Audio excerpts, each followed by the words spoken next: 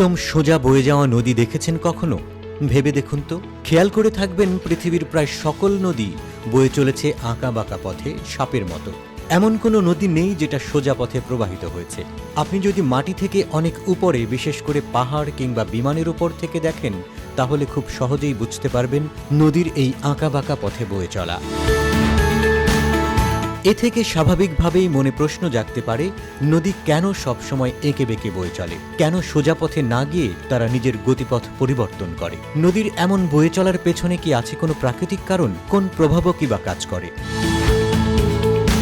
নদীর এঁকে বেঁকে যাওয়ার যে প্রক্রিয়া, তার সাথে সম্ভাব্যতা জড়িত। অনেকেই তরল গতিবিদ্যা দিয়ে ব্যাপারটি ব্যাখ্যা করার চেষ্টা করলেও অনেকেই আবার দিয়েছেন ভিন্ন মত। নদীর প্রবল স্রোতের কারণে এই দুই তীরের মাটি ভাঙতে থাকে এবং দিক পরিবর্তন করতে থাকে। একে সেকেন্ডারি ফ্লো বলে। এবার আসা যাক এই সেকেন্ডারি ফ্লো বিষয়টি আসলে কি। এটি বেশ জটিল একটি প্রক্রিয়া। নদীর তীর যখন বেঁকে যায় তখন পানি ওই বাঁকের মধ্যে প্রবেশ করে। সেই পানি প্রবাহের উপর এক ধরনের বল কাজ করে, যা পানির স্রোতকে বাইরের দিকে ঠেলে দিতে চায়। কখনো দোলনায় চড়লে খেয়াল করে দেখবেন, দোলনার ঘূর্ণনের সময় একটি বল আমাদেরকে বাইরের দিকে ঠেলে দিতে চায়। বিষয়টা অনেকটা এরকম।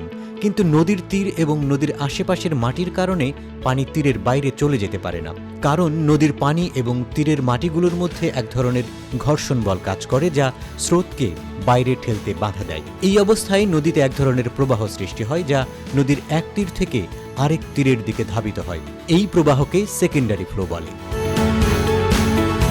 আমরা চামচ দিয়ে যখন চায়ের কাপের চারদিকে নাড়তে থাকি, তখন কাপের মাঝে ঘূর্ণন সৃষ্টি হয়। এই ঘূর্ণনটি হয় কাপের উপরের দিকেই। নিচের দিকের এই ঘূর্ণন অনেক কম হয়, কারণ কাপের তলানির সাথে এবং পাশের দেয়ালের সাথে ঘর্ষণের ফলে ঘূর্ণনের গতি কমে যায়।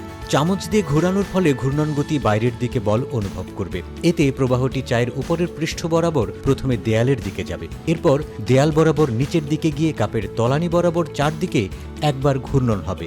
এই ঘূর্ণন কাপের মাঝ বরাবর উপরের দিকে উঠে যাবে। এই পুরো প্রবাহই সেকেন্ডারি ফ্লো।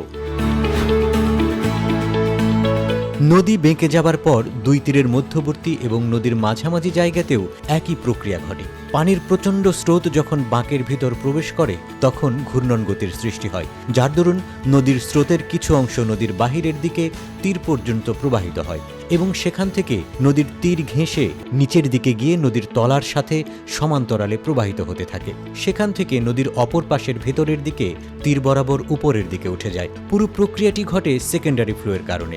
আর এই সেকেন্ডারি ফ্লোয়ের কারণেই নদীর গতিপথ পরিবর্তিত হয় এবং নদী সোজা না গিয়ে আঁকা বাঁকা পথে বয়ে যায়।